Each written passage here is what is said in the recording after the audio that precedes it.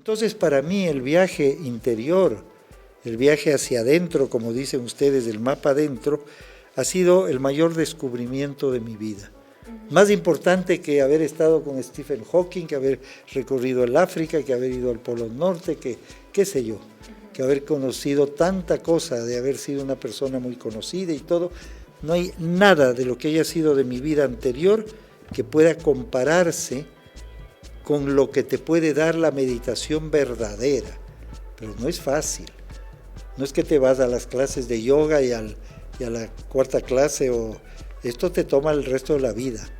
Pero las personas que pueden comenzar como ustedes, jóvenes, descubren un paraíso y ahí te cambia todo.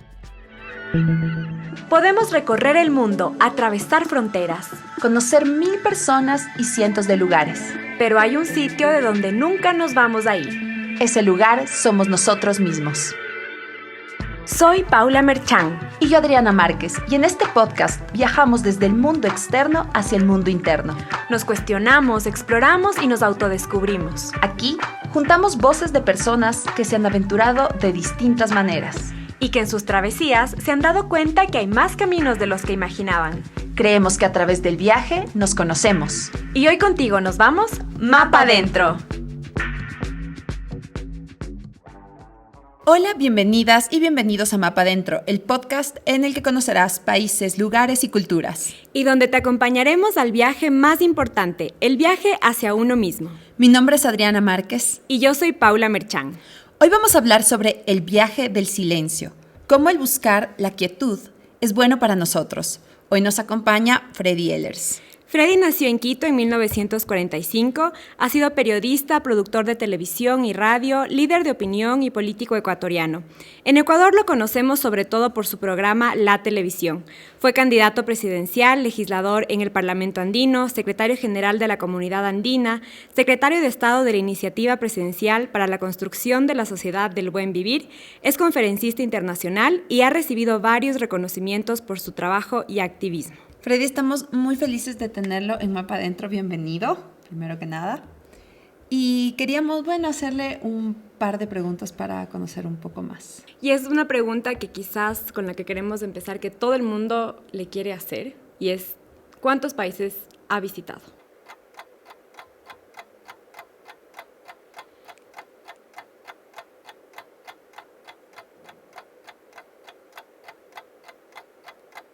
Estos 20 segundos de silencio son bien importantes.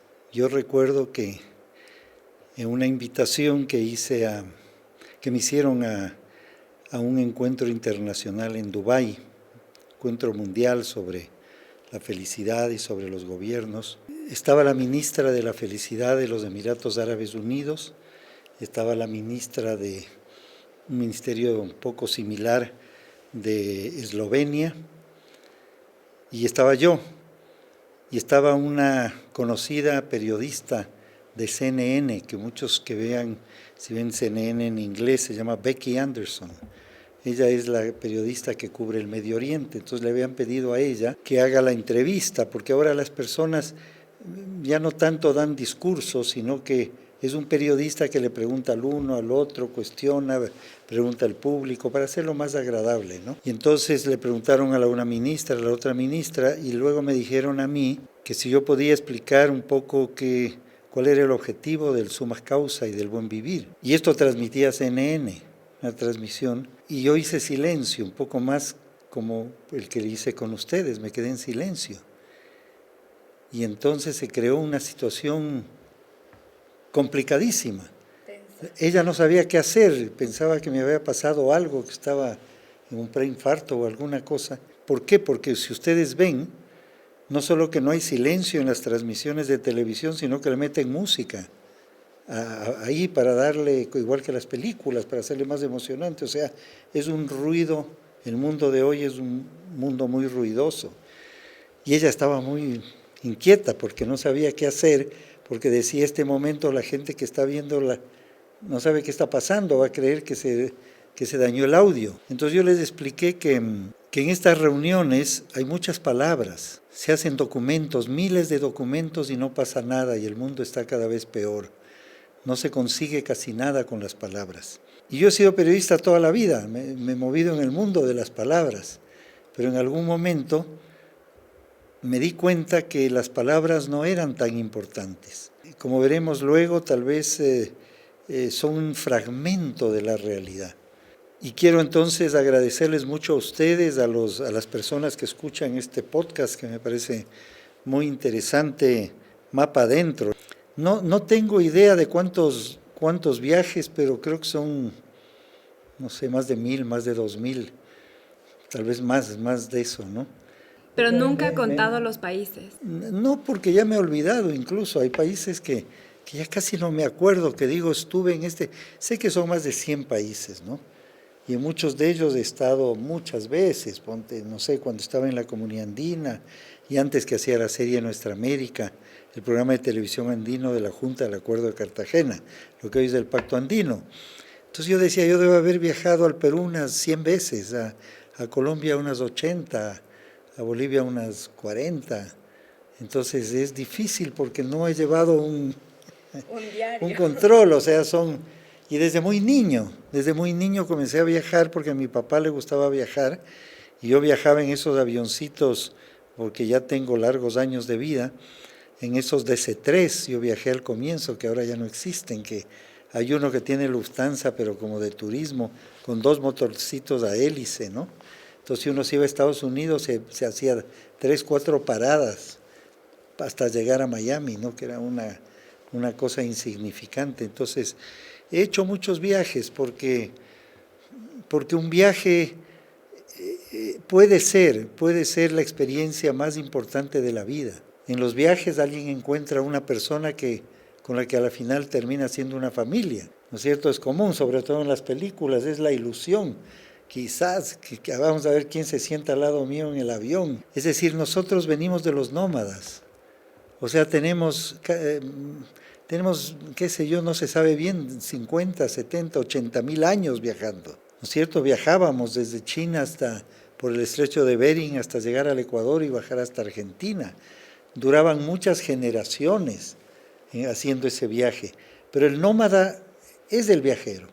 No sé, he viajado muchísimos, prácticamente en todos los continentes. He tenido mucha suerte porque hicimos varios programas que fueron muy exitosos. Entonces, ¿y cómo financiabas? Me dicen a mí a veces tantos viajes. Casi nunca pagábamos nosotros, nos invitaban.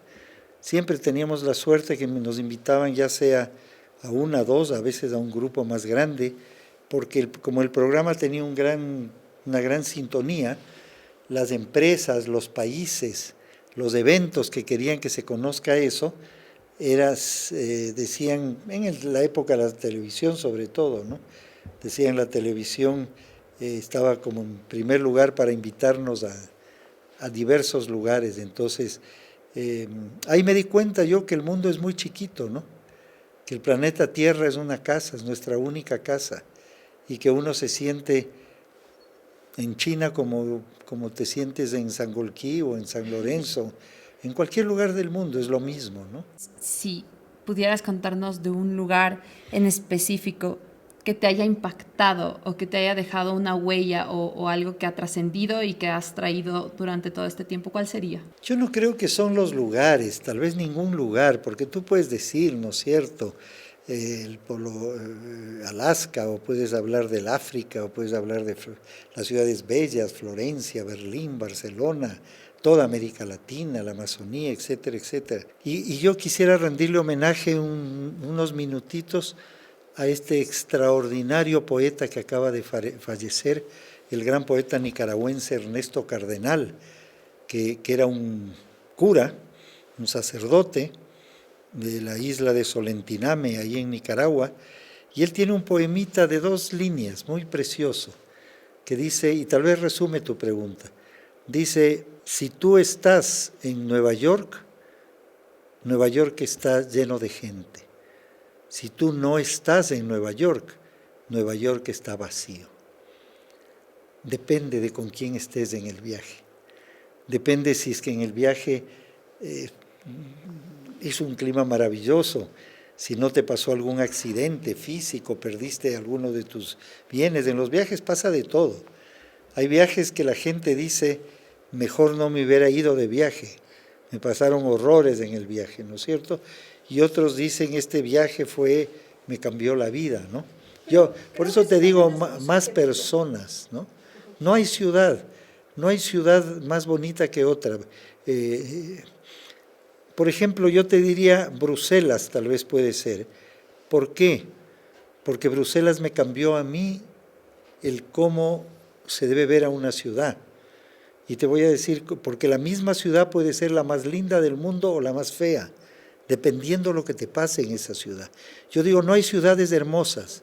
Un pequeño pueblito de Colombia, de Ecuador, de Perú puede ser una experiencia mucho más hermosa que París, o que Nueva York, o que Moscú, dependiendo de lo que sucede ahí. Yo estudiaba televisión en Holanda, en el Radio Nederland Center, Hilversum Center, que fue una experiencia para mí muy grande. Y muy jóvenes, teníamos poquito dinero, entonces habíamos pocos estudiantes. Te imaginas que la universidad tenía 12 estudiantes y 40 profesores. O sea que había 4 profesores por cada estudiante. 12 estudiantes. Sí, claro, éramos la mitad de América Latina, la mitad eran del África. Entonces éramos poquitos, pero los canales de televisión ahí hay el de 2 o 3 para iluminar, 3 o 4 para las cámaras, 2 guionistas. Bueno, ahora una persona hace de todo, ¿no? Pero antes eran enormes. ¿Cómo es ahora haciendo películas? Entonces yo me fui con un amigo coreano que casi no hablaba inglés, que tienen un sentido del humor totalmente distinto al nuestro. Y fuimos y él me contaba unos chistes que a mí me parecían horribles y las bromas que yo le contaba, el otro se quedaba viéndome en silencio, ¿no? Entonces medio mal compañero de viaje, ¿no? Llegamos, hacía un frío infernal, no teníamos una buena cobertura. Yo me había comprado unos zapatos que me ajustaban y cada paso que daba me dolían los pies. Llegamos, había una huelga general en Bruselas. No había un hotel, nada, y teníamos poquita plata. No habían buses, no habían taxis, no había nada, no había hoteles. Y llovía, y ya iba a ser la noche. Tuvimos que caminar cuadras de cuadras de cuadras, 2, 3 horas caminando hasta que encontramos un hotelucho de última. Horrible, ¿no es cierto? Que era medio barato para pasar la noche, pero algo realmente que no eran condiciones para un hotel. Y al día siguiente continuó esta cosa así, llovió todo el día y nos regresamos. Y yo dije, Bruselas es la ciudad más horrible del mundo. Jamás en mi vida regresaré.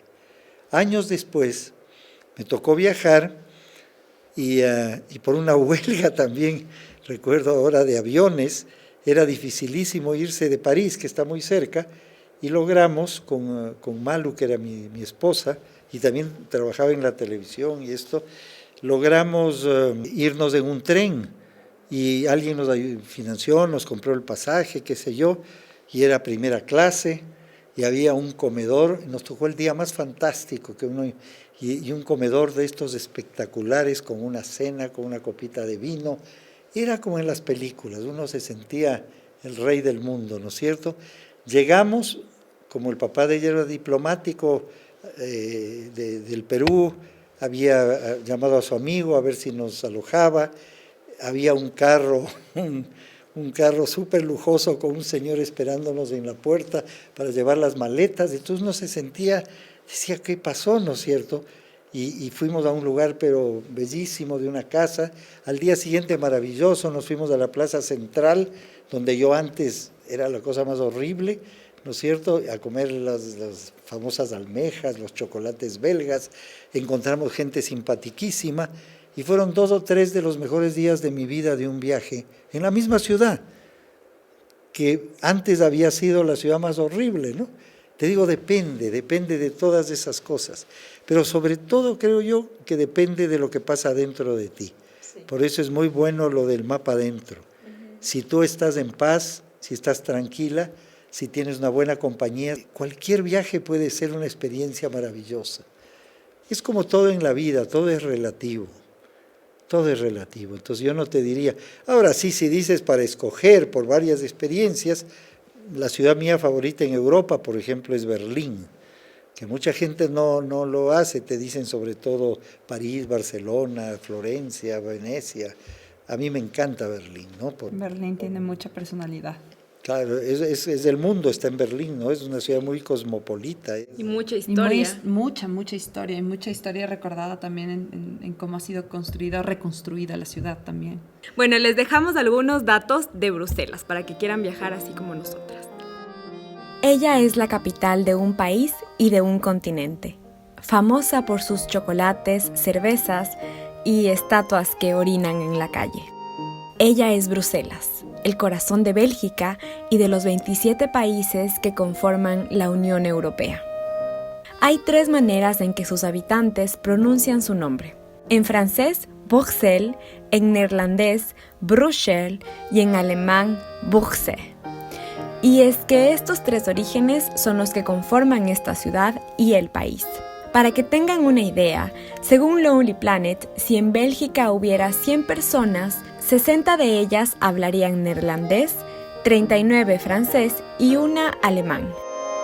En la Edad Media, Bruselas era un lugar pantanoso con abundantes arroyos que formaban islas. Se cuenta que en la isla más alta se construyó una ermita, es decir, una pequeña capilla para los caminantes que buscaban oración.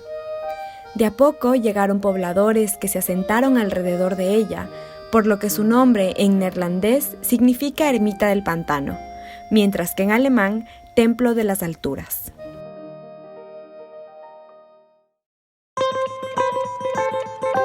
Ahora es una vibrante ciudad cosmopolita que acoge a nacionalidades de todo el mundo. Bruselas es divertida y se precia de ser la número 1 en varios aspectos. Su Grand Place, por ejemplo, es considerada la plaza central más linda del mundo. Se trata de un antiguo mercado que data del siglo XII, rodeada de las casas de los gremios, el ayuntamiento y la casa del rey. En Navidad se convierte en esa imagen de ensueño.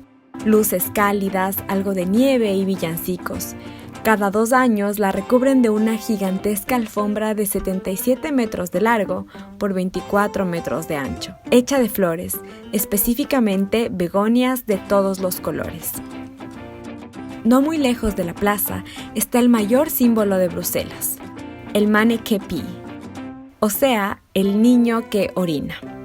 Se trata de una pequeña estatua de bronce que es el monumento más visitado por los turistas. Miles de personas van a tomarle una foto al día. ¿Por qué? Por lo que representa, el espíritu de libertad de la ciudad. A la misma altura, pero del otro lado de la plaza, está también la niña que orina, llamada Manneke-Pis. Aunque es mucho más joven, comunica lo mismo, alegría e irreverencia. Su pelo está recogido en 2 colitas y básicamente está orinando en cuclillas, con mucha calma y algo de burla hacia quienes la observan. También Bruselas destaca por su abundante producción de historietas, que luego se convirtieron en series de televisión y hasta películas. Tal vez te suene el nombre de Tintín, ese joven reportero que viajaba en busca de historias, o quizás Gargamel, Pitufina o Papá Pitufo. Sí. Los pitufos nacieron aquí, en 1958. Antes de terminar este viaje, no podemos dejar de probar sus 3 símbolos gastronómicos, el chocolate, la cerveza y los muesli. Para que vean cuán famoso es el chocolate belga, el punto de venta más importante de esta golosina en el mundo está aquí, en el aeropuerto de Bruselas. Ahora, si vas por una cerveza a cualquier hora del día, tendrás un pequeño gran problema. En algunos bares deberás escoger de entre 200 opciones. Se calcula que en toda Bélgica hay 800 tipos de cervezas. Y por último, los muesli o mejillones, cocinados en vino blanco y acompañados de un chimborazo, no de arroz, sino de papas fritas. Así que ya sabes, cuando puedas visitar Bruselas, camina por sus plazas y callejones, con todos tus sentidos muy alertas y déjate llevar por esta pequeña ciudad llena de sorpresas.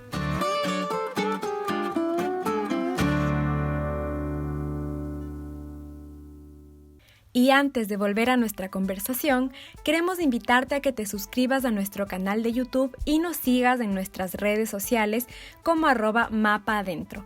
En YouTube no solo nos puedes escuchar, sino que nos puedes ver junto a todos nuestros invitados y no perderte de ninguna novedad.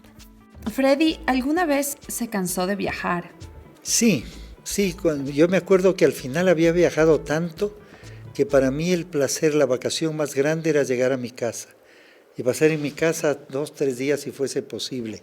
Y era difícil ya subirme a un avión, porque uno se cansa. O sea, si viajas, yo viajaba cientos de veces en poco tiempo, ¿no? Cada año a veces viajaba 20, 30 veces en un mes, ¿no es cierto? Desde viajes chiquitos aquí en el Ecuador hasta viajes saltando de un lado a otro. O si me iba a un país, en ese país nos íbamos a 6 o 7 lugares a filmar cosas. O sea, eran como viajes internos, no es que dices viajé al Perú.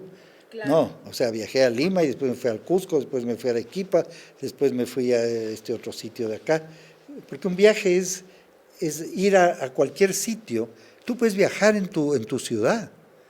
Hay gente aquí, como dicen la gente del norte, que no conoce el sur de la ciudad, que a veces va por primera vez en su vida, porque nos confinamos a veces en el barrio, en los amigos, en un sector o sea, uno puede viajar en su propia ciudad, pero sí me he cansado mucho a veces de viajar, no era para mí una alegría al final.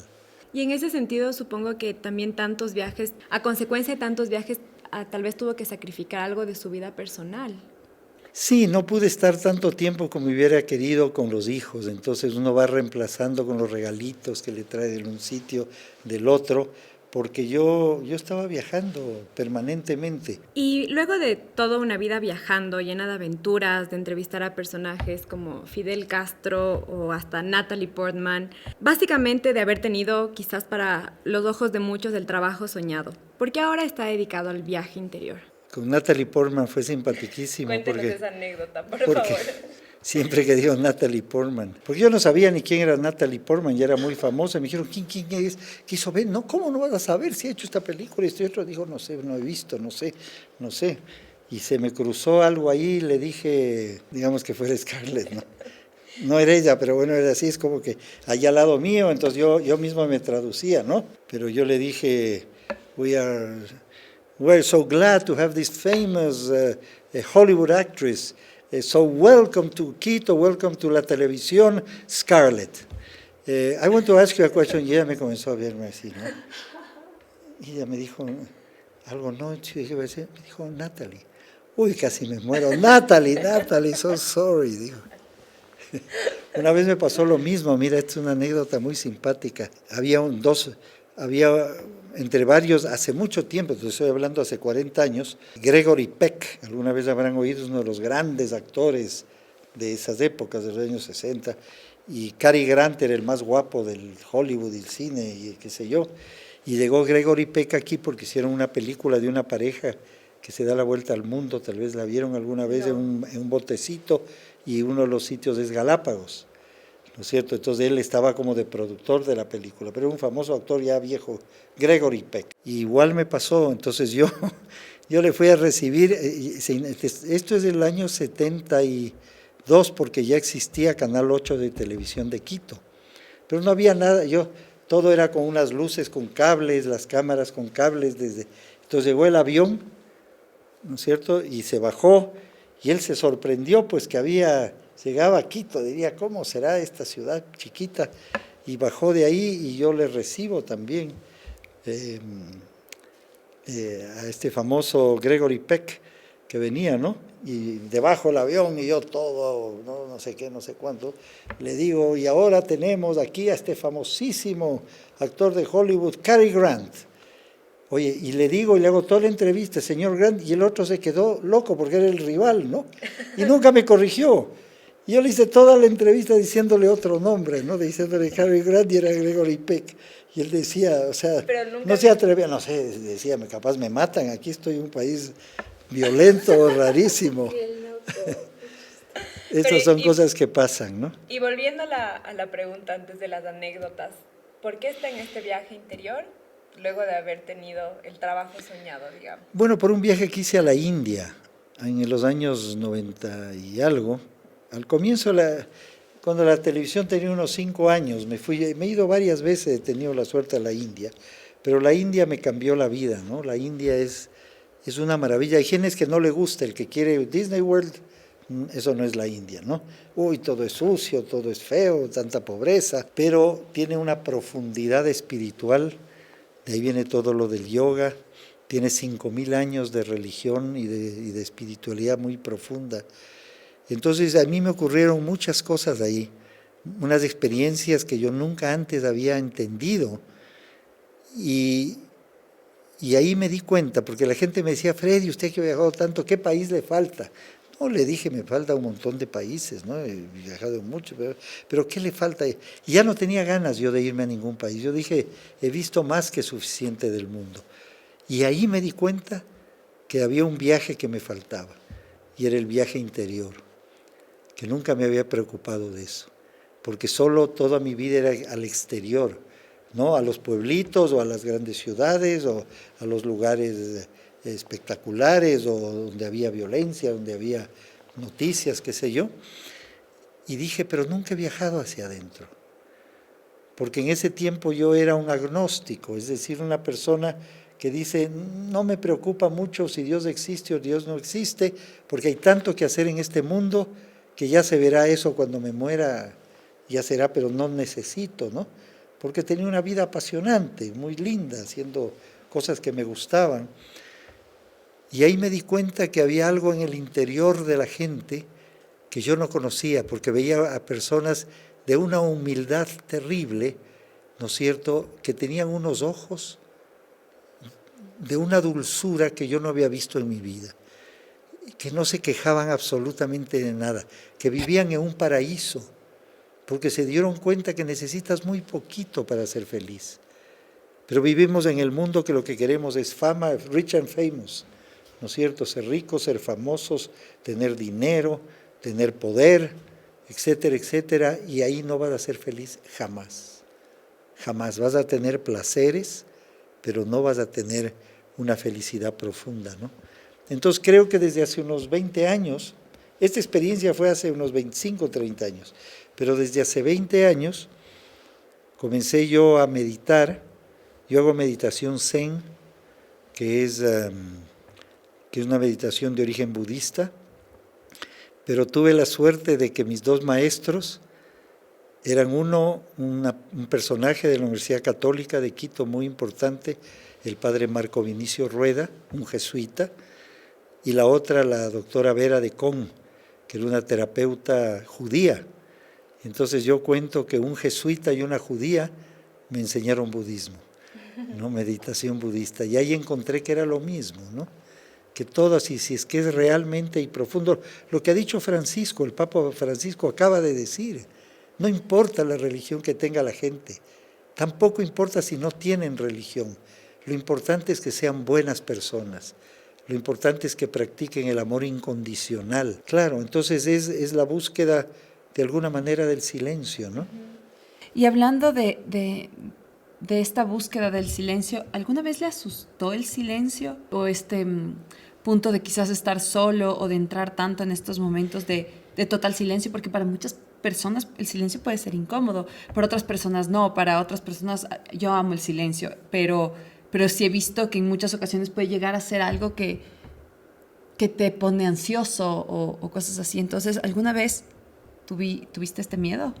Bueno, yo sí creo, ¿no? De joven, casi todo el mundo se siente un poco incómodo. Yo me acuerdo que en mis viajes yo abría la puerta del cuarto del hotel, de tantos cientos de cuartos que habré estado, y lo primero que hacía era buscar el control de la televisión. Así estaba en chino, oía en chino, en esas épocas no había toda esta televisión, los 100 canales, había la televisión local, ¿no? Pero era como que me acompañaba, o sea, veía unas personas que algo estaban haciendo, unos bailes, un deporte, alguna cosa, es como que uno necesitaba una compañía. Y al comienzo me era muy difícil. Ponte, la primera vez que hice un sesshin, que voy a hacer ahora uno este fin de semana, por cierto, que es un sesshin corto de 3 días, es silencio, nadie habla una palabra. Entonces al comienzo es que quiere tener un libro porque uno no está acostumbrado. ¿Y qué hace? Porque la mente se da las vueltas, ¿no? El problema fundamental es la mente. Estaba revisando ahora que me invitó Paula a esta entrevista con ustedes para estar seguro de la cifra, y efectivamente estaba bien, porque son los pensamientos del problema. O sea, cuando tú dices el silencio no es un silencio así. Este es un silencio. Pero si la mente sigue funcionando, no es silencio. O sea, no se trata de un silencio verbal, es un silencio mental, ¿no es cierto? Entonces, el poder no solo hacer el silencio verbal, sino no pensar, es algo muy complejo. En eso consiste la esencia de todas las meditaciones, ¿no es cierto? El encuentro con el nirvana, el encuentro con la iluminación, con lo que uno diga. Y son viajes de silencio, viajes. Sí, pero son viajes en los que la mente no debe participar, ¿no es cierto? El problema es la mente. Pero, no es Pero te decía lo que estuve de acuerdo es que ¿cuántos pensamientos creen ustedes que uno tiene en un día? Creo que alguna vez leí la cifra. Sin el tiempo que estás dormido, en 16 horas. Pero dime una cifra, lo que quiera. ¿300? 30.000. 70.000 pensamientos tiene uno en un día. Un día. ¿No es cierto? Me sabe la cabeza, me quiero rascar la cabeza, que estoy, a qué horas me voy, que no sé qué, no sé cuánto, que me van a preguntar y ahora qué digo.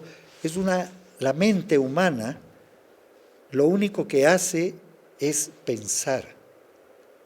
La mente, esa es su función, ¿no es cierto? La función de la mente es pensar y a través de la mente está nuestro ego. Y la mente solo reconoce el ego, que no es una mente creada, lo hemos creado nosotros a través de toda la vida, el tipo de personalidad que tenemos, lo que yo diría, nuestra personalidad en el reino de este mundo, ¿no?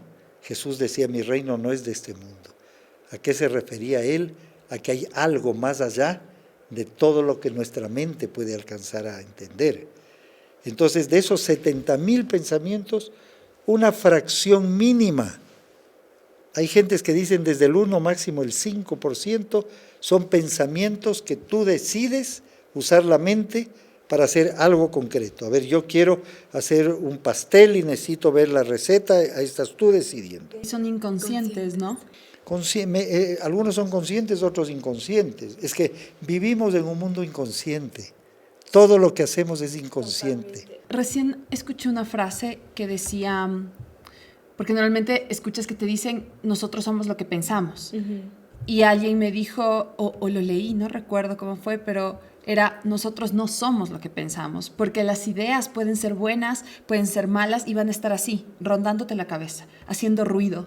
Entonces tú eres energía, no eres en realidad lo que piensas. Y me quedé pensándolo, pero dije... meditándolo. O sea, lo medité y dije, puede ser muy cierto, porque muchas veces nosotros no controlamos esas ideas que a veces aparecen como relámpago y nosotros no necesariamente somos esa idea o ese pensamiento. Verás, les quiero sugerir a ustedes y quienes tienen cómo apuntar sería bueno,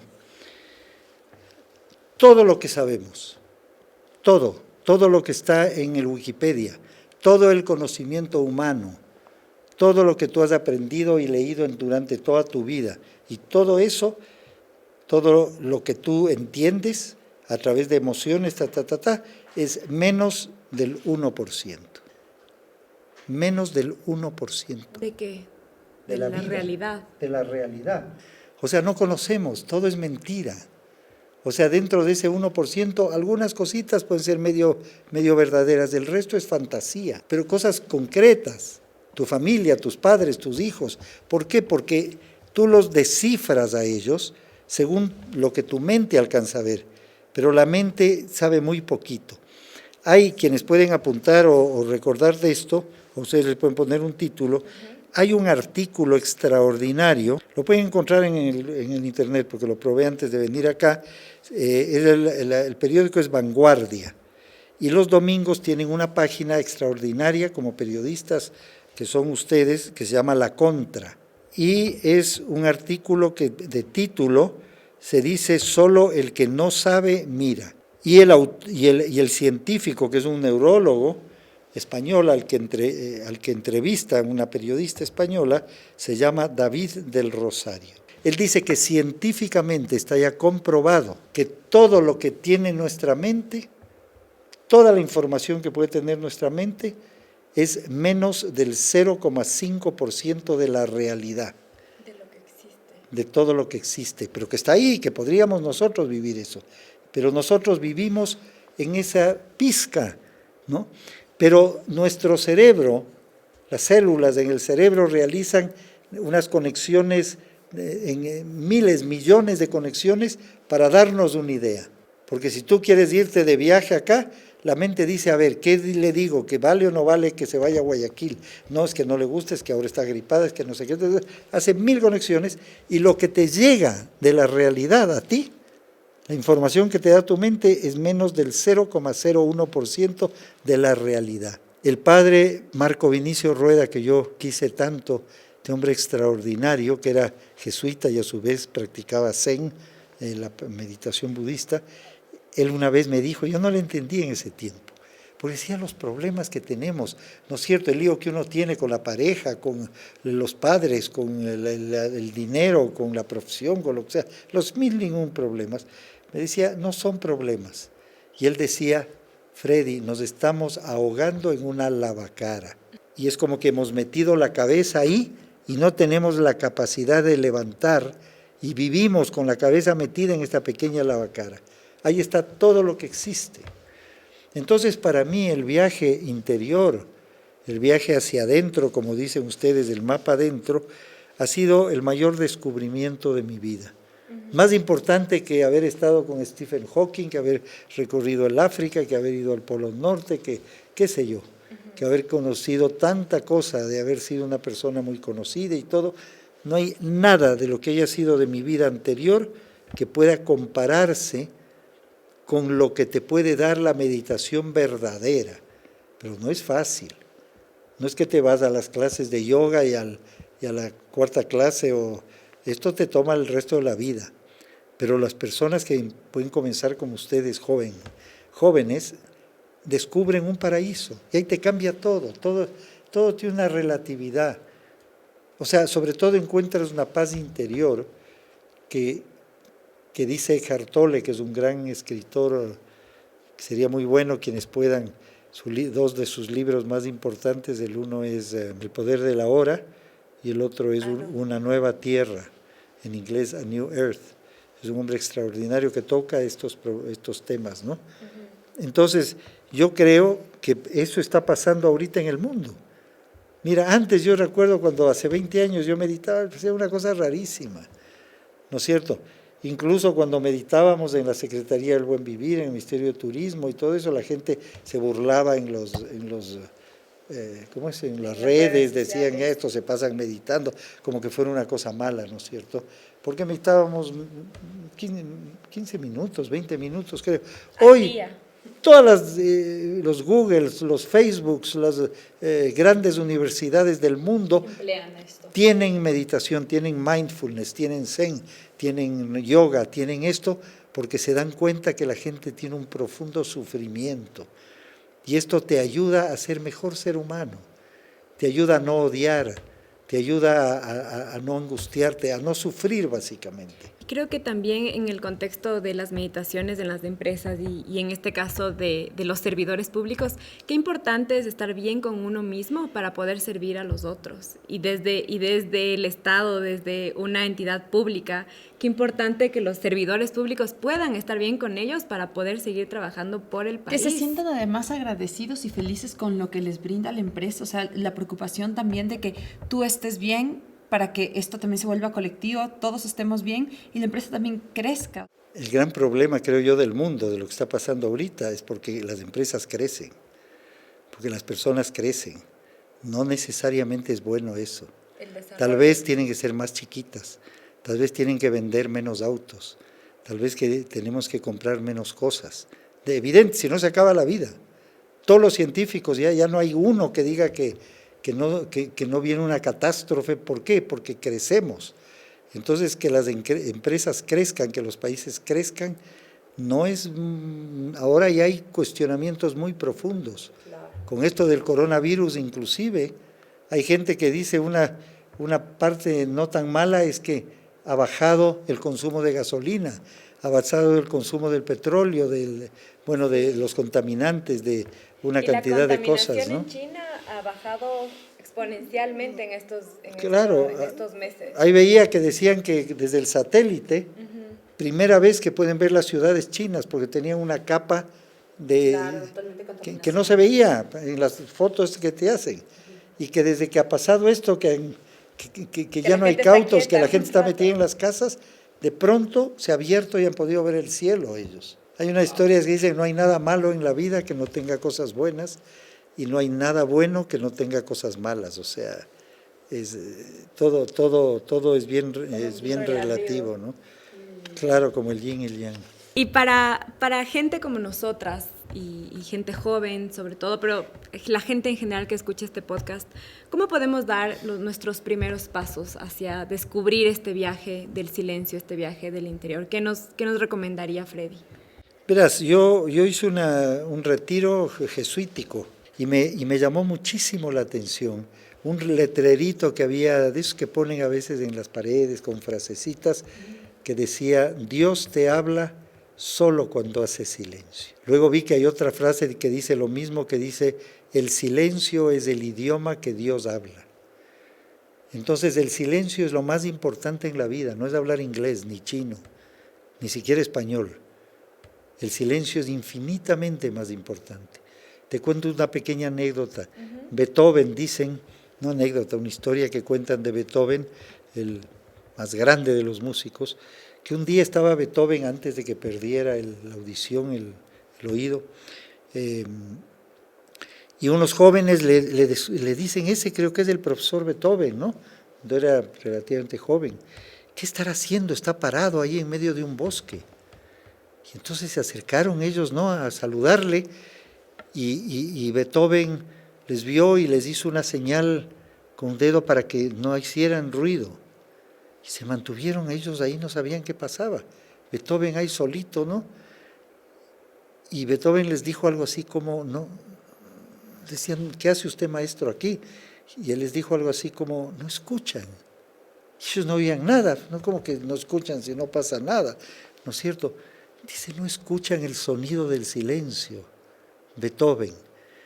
Y que dijo: ya quisiese yo tener el don de poder algún día escribir algo en música que se asemeje un poquito a la maravilla que hay en el silencio. Pero el mundo se perdió, y el mundo ahora, si no tienes la radio prendida y toda la gente caminando en las calles con los auriculares en los oídos, no escuchan la vida. Nos hemos alejado de la vida. Ya no escuchamos a los pajaritos, ya no sentimos el viento, que tiene un sonido el viento con las hojas. O sea, es un poema, es una poesía maravillosa que nuestros antepasados sí disfrutaban. Ellos salían al jardín. Ahora dice a un niño al jardín, se vuelve loco, quiere el iPad para hacer los juegos, porque su mente ha sido capturada por el ruido, ¿no es cierto? Estar whatsappeando todo el día, o no sé cómo le llaman, mandando mensajes, recibiendo día y noche, etcétera. Entonces es un mundo alejado de la vida. Y que absorben. Claro, entonces no somos humanos, somos unos esclavos de la tecnología. Estamos siendo esclavos de la inteligencia artificial y nos hemos alejado de la vida. Y por eso, ¿por qué creen ustedes que hay tanto alcohol? ¿Por qué hay tantas drogas? ¿Por qué hay tantos suicidios? ¿Por qué hay tanta depresión? Entonces el silencio, yo creo que la verdadera revolución que debe haber ahora es la revolución del silencio. Eso es lo más importante. Hay varias escuelas, yo conozco, hemos hecho, cuando hacíamos la serie del Buen Vivir y todo eso, hicimos unos reportajes en España, en Lorca, de una profesora que está varios años con los chicos haciendo un momentito de silencio al comenzar el día, nada más. No es religión, no tiene nada que ver con eso, es silencio. Y son niños. Niños, pero ella ha estado con los niños desde 6 años hasta los 12, la misma profesora. Ella ha visto, y las padres, yo les entrevisté a los padres felices, dicen, no saben cómo los niños se han transformado con esto. 10 minutos de silencio nada más de la mañana al comenzar las clases. A ver, niños, respiren, les enseña a respirar bien, no traten de no pensar, solo disfruten del aire. Y los niños, el bullying ha bajado dramáticamente, los chicos son mucho mejores estudiantes, son mejores compañeros, los chicos, una mamá decía, no puedo creer este chico que era un problema en mi casa. El otro día yo tuve una discusión con mi esposo y el chico llegó y nos dijo a los dos, a sus padres, les dijo, el niño de 10 años, de 11, le dijo, ¿por qué se gritan? ¿Por qué no esperan un ratito? Hagan silencio un momento y verán cómo el problema de ustedes se soluciona. El hijo me dijo en la entrevista, y que ellos hicieron un rato de silencio y mágicamente se rieron del problema tonto por el cual uno siempre discute, ¿no? Eso tendrían que hacer las universidades. Estos temas yo les felicito que se estén tratando, porque lamentablemente yo intenté mucho con los ministerios de educación, nunca se entendió, a pesar de que en algunos colegios se hizo estas prácticas con excelentes resultados. Pero la gente tiene tal voracidad de decir cosas, de enseñar cosas que no nos sirven en la vida. Entonces, quizá para empezar, cada uno puede tomarse esos 10 minutos al día, al empezar su día y hacer silencio. Disfrutar del silencio también. Adriana, a ver, te voy a hacer ¿qué tal eras para las matemáticas? Uy, no. ¿No eras buena para las matemáticas? No, soy letras. Quiero que ustedes y las personas que estén escuchando, es muy fácil, pero a veces toma un poquito de tiempo. Quiero que ustedes piensen cuántos cuartos de... Este además es una enseñanza que me dio el padre Marco Vinicio Rueda. Él me preguntó y me dijo, Freddy, ¿cuántos cuartos de horas hay en un día? Este momento las dos chicas, yo voy narrando, están súper concentradas. A mí me ponen nerviosa. ¿Cuánto es? 8, 96. 96, bravo, un aplauso, 96. Y él me dijo, mira, Ya me puse a dudar. mira Adriana, mira Pau y todos quienes escuchan. Tenemos 96 cuartos de horas en un día, todos los seres humanos, 96. Y todo el tiempo estamos haciendo cosas que no tienen que ver con nosotros. Con el novio, con la novia, con el papá, con la mamá, con los estudios, con el examen, con el auto, con las compras, con las reuniones, todo el tiempo, con la canción, con la película, con lo que sea. Entonces él me dijo, trata de que Adriana y que Paula dediquen un cuarto de hora en la mañana y un cuarto de hora en la noche y se producirá la mayor transformación de la vida que ustedes se pueden imaginar. Pero si ustedes se sientan, hacen su pequeño altarcito en su cuarto, se sientan en una silla, si es que pueden, lo ideal es en un cojín, hacer flor de loto, que todo el mundo sabe, el pie derecho sobre el muslo izquierdo y el pie izquierdo sobre el muslo derecho. Entonces están ahí en esa circunstancia y tratar de aguantarse 15 minutos. No estar viendo el reloj a cada momento. Ahora con los celulares que todo el mundo tiene, pone 15 minutos, que le timbre a los 15 minutos. Y ustedes simplemente se sientan rectas y comienzan a respirar. Háganlo ahorita, mientras yo estoy hablando. Entonces, cierren los ojos y respiren profundamente, pero normalmente, tranquilamente, tratando solamente de sentir el aire que entra a su cuerpo. Luego hay un instante en que el aire ni entra ni sale y luego sale el aire. Normalmente uno respira entre 4 y 6 veces en un minuto, ¿no es cierto? Entonces poco a poco aflojan el cuerpo, pero tiene que estar la espalda recta. Si están en una silla con los 2 pies bien puestos sobre la tierra, porque es muy importante el contacto con la tierra, y traten de estar 15 minutos. Van a ver ustedes que a los 3, 4 minutos no lo vamos a hacer, ya comienzan a ponerse nerviosos, ¿no? A los 10, 15 ya les va a parecer 3 horas que están en silencio, ¿no? Pero son simplemente 15 minutos de mañana y 15 minutos en la noche. Cuando yo comencé a meditar, yo decía, que me dio la impresión, yo digo, mira, nosotros somos como una guitarra, ¿no? Que está destemplada. Ustedes han visto que los guitarristas al comienzo casi siempre comienzan a ver que el do con el re, que el no sé cómo, y mueven las cuerdas hasta que esté bonita. Eso es lo que te hace la meditación, con tu cuerpo, con tu personalidad. Te hace como estás ahorita, te saca una pequeña sonrisa. Esa sonrisa, por ejemplo, es la que hay que poner cuando uno medita. Es la sonrisa del Buda o de la Mona Lisa, digo yo. Pequeñita, ¿no? Eso ayuda mucho. Entonces, luego de esos 15 minutos es como que la guitarra, que es tu cuerpo, y tu vida y tu mente y todo, está entonada. Y la mayoría del día te va a ser más fácil tocar tu melodía durante el día, ¿no es cierto? En tu trabajo, en tu almuerzo, en tus viajes de aquí a allá, etcétera. Pero al final del día ya ha pasado tanto que se destempló un poco la guitarra.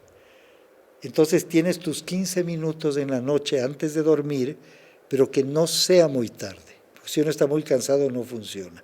Entonces, pero cuando ya llega uno a la casa a las 7, 8, 9 máximo, así se duerma uno después a las 11, ¿no es cierto? Tratar de estar sentada meditando.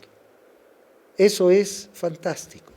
Yo tengo una sobrina que tú le conoces, Jessica Gallegos, que es una funcionaria muy importante, ahora muy jovencita, como ustedes más o menos, de Google en San Francisco, ¿no?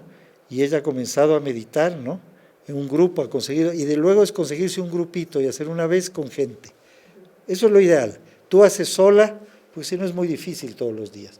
Si haces sola 2 veces, los otros 94 haces lo que quieras, te vas a bailar, a saltar, a hablar con los amigos, a ver películas, a estudiar tus materias, a trabajar, a dormir la siesta, a comer, pero dedícale 2 a ti, porque todo le estás dedicando a tu novio, a tu mamá, a tu papá, al auto, al viaje, a la cosa, ¿no? Eso sería, es una cosa muy simple. Qué buena idea esto de separar en 96 cuartos de hora al día para poder saber que en realidad no se necesita mucho para lograr esta como plenitud, esta paz. Muchos de ustedes conocerán al famoso, que es tal vez el personaje más importante ahorita en el mundo a nivel de ciencias sociales, eso que es el historiador judío Harari, ¿no? Que escribió Homo Deus. Él es, claro, yo dije antes a Tolle, Homo Deus. Claro, que escribió 21 lecciones para el siglo XXI. Es un hombre extraordinario. Sí. Y él cuenta que hace 18, ahora de ser 19 años, él comenzó a hacer una meditación budista llamada Vipassana, que es parecido al Zen, ¿no? Todos son similares, un poquito diferentes en alguna cosa, y que él medita todos los días, 1 hora. Es el escritor más importante del mundo ahora a nivel de qué está pasando, ¿no? 1 hora en la mañana y 1 hora en la noche, todos los días. Y una vez al año se va a la India y tiene un maestro, Vipassana, y se pasa 2 meses en silencio con su maestro, 2 meses cada año. Y dice que si no hubiese eso hecho, no hubiese podido jamás escribir los libros que ha escrito, porque eso le permitió un poquito entender la realidad, lo que verdaderamente está ocurriendo en el mundo, ¿no? Entonces, claro, él es un gran meditador, pero si uno comienza, luego la vida te dice hasta dónde te vas. Bueno, Freddy, queremos pasar a una sección del programa en la que hacemos unas preguntas que son... La idea es que sean un poco rápidas, que hacemos a todos los entrevistados, y es para conocerle mejor a usted como persona. Freddy, ¿cuál es el peor consejo que te han dado? Que me preocupe de mí mismo sobre todas las cosas, ese tal vez que me ha dicho mi papá, los sacerdotes, los profesores de los colegios, dedícate a que tú seas mejor que los demás. Eso es lo peor tal vez. Uno no es mejor que nadie. Tampoco es peor que nadie. Esa es lo que se llama la dignidad humana, la integridad, saber que uno no es mejor que un pordiosero, ni tampoco es peor que un genio, que un presidente. Somos iguales.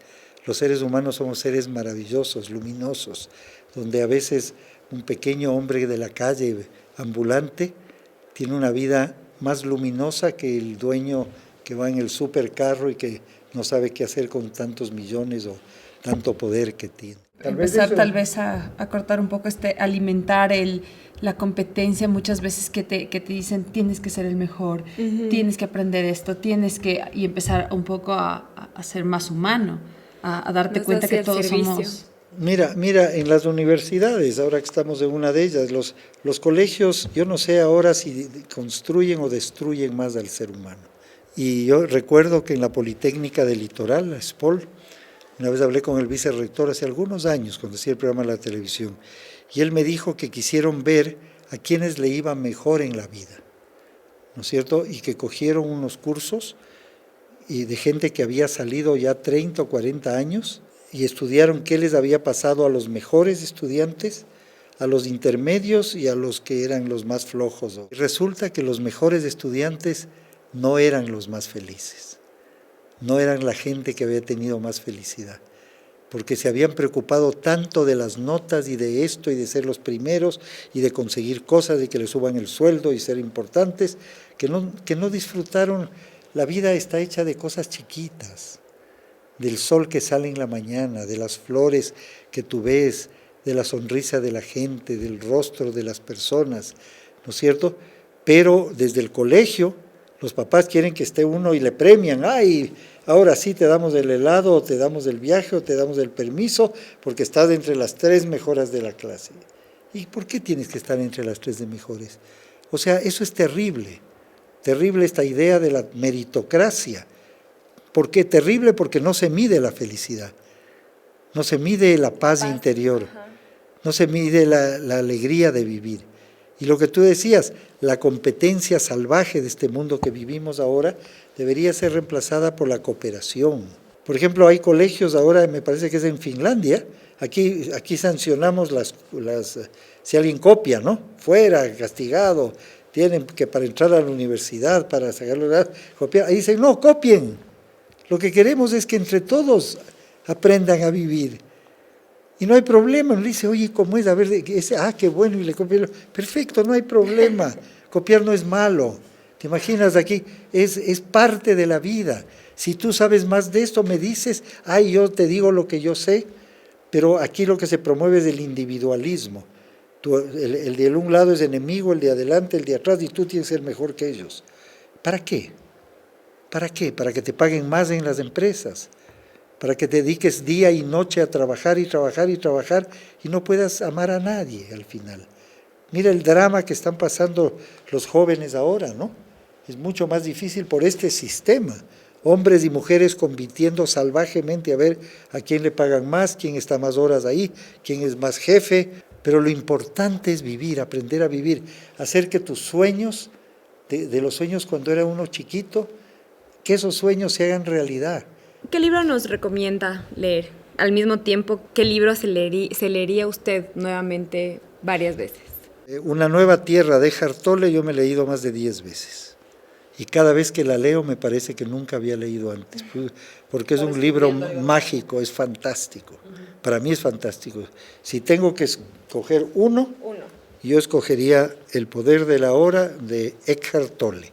Bueno, es que ha escrito varios libros, pero los dos grandes libros de él son El poder de la hora y Una nueva tierra. Una nueva tierra, se los consigue aquí. Aquí viene una pregunta. Y es la última. Esta es la última. ¿Qué es lo que más admiras y qué es lo que más te desagrada de tu cultura? Yo diría, yo creo que mi cultura es universal.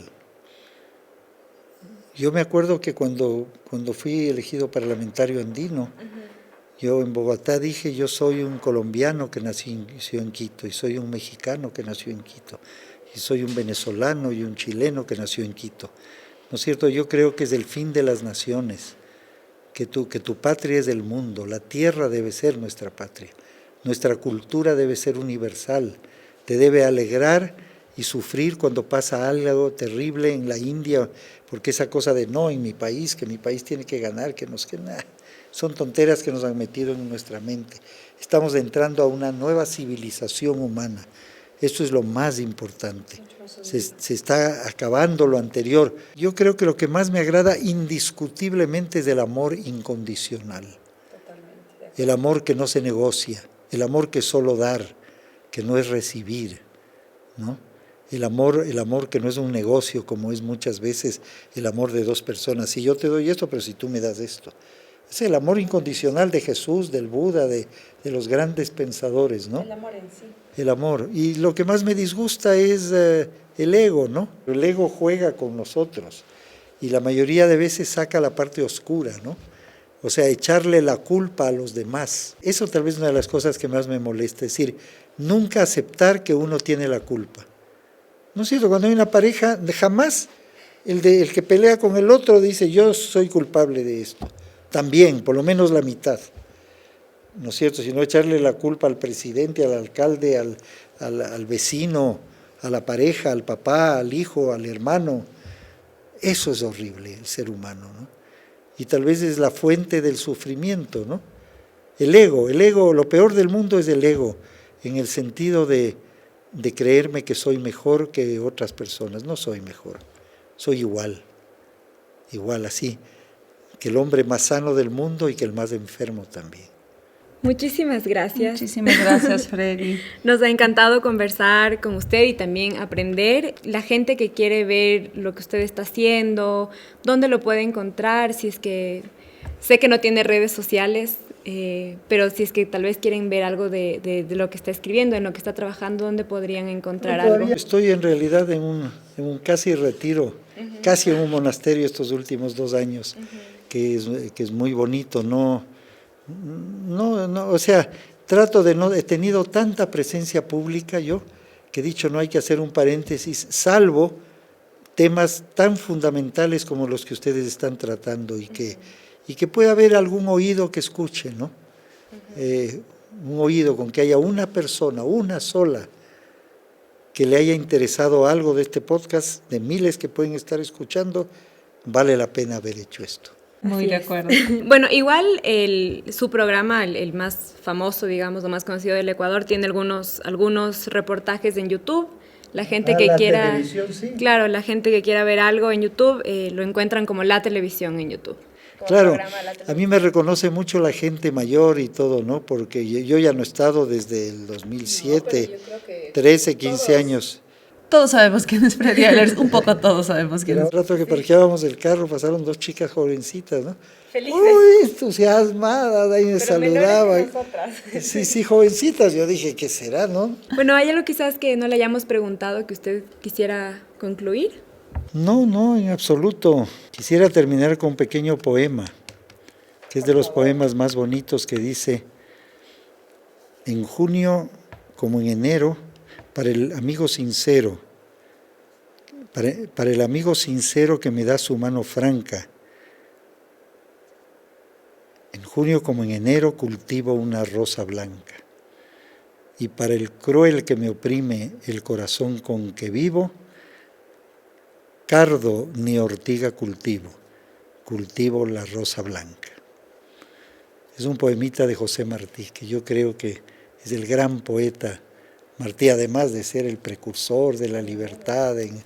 Hace más de 100 años Martí es de una belleza inconmensurable, ¿no? Es decir, cuando te hagan daño, dale una rosa blanca. No solo cuando te den rosas blancas, sino cuando te den espinos, tú devuelves rosas blancas. Esa es tal vez el secreto de la vida. Es Jesús. Mira Jesús, cuando lo estaban matando, Él decía, perdónales porque no saben lo que hacen. No les odiaba a los que le estaban matando, no les negaba. Gandhi dijo, tenemos que tener el valor en la vida de aprender a morir sin matar. Entonces Gandhi decía, si alguien me mata y yo para salvarme tengo que matarle, no lo mato. Prefiero que me maten a mí a yo matar a otra persona. Claro, es llevado al amor más grande. Ese es el amor incondicional. Estamos hechos de amor, Adriana, sino que no lo sabemos. Sí, y por eso estamos esperando siempre que nos quieran. El amor es la esencia de lo que somos. Muchas gracias. Gracias a ustedes, gracias a todos. Muchísimas gracias, ha sido un gustazo tenerte aquí, Freddy. Un honor también y esperamos poder seguir aprendiendo siempre de usted. Si quieren que hablemos de un tema en específico o que entrevistemos a alguien, nos pueden contar a través de nuestras redes sociales, @mapadentro en Instagram y Facebook, o en nuestro canal de YouTube. Si te gustó este programa, compártelo para que podamos llegar a más personas. Muchas gracias a la Escuela de Comunicación y al Taller de Experimentación Audiovisual de la Pontificia Universidad Católica del Ecuador. Yo soy Pau Merchan. Y yo, Adriana Márquez. Y nos vemos y escuchamos la próxima semana para un viaje Mapa Dentro.